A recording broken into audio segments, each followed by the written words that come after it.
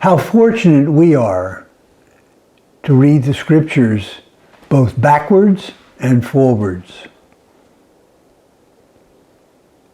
What do you think the disciples of Jesus made of this meeting at the well with the woman of Samaria? They surely remembered that the well they were at was Jacob's well, the place where Jacob met Rachel for the first time and kissed her and began that marital relationship which gave birth to the people of Israel.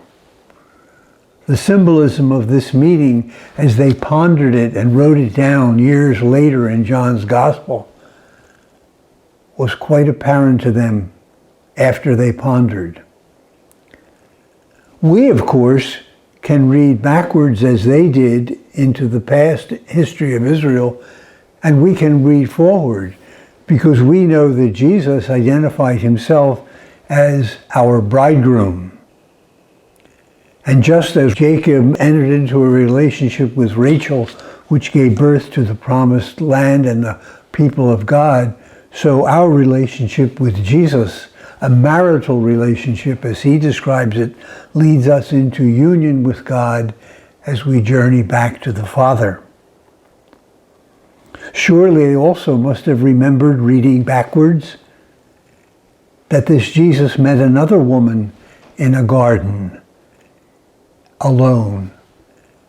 And when she had recognized him as the Samaritan woman recognized him, she went off and told everyone, as the Samaritan woman did, of her great discovery.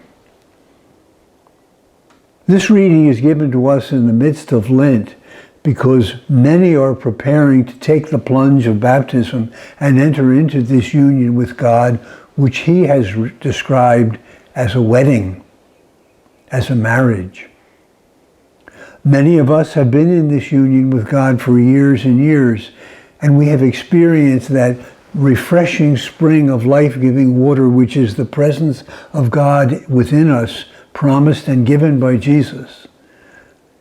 But over the years, as all springs do, they sometimes become clogged with the detritus of winter.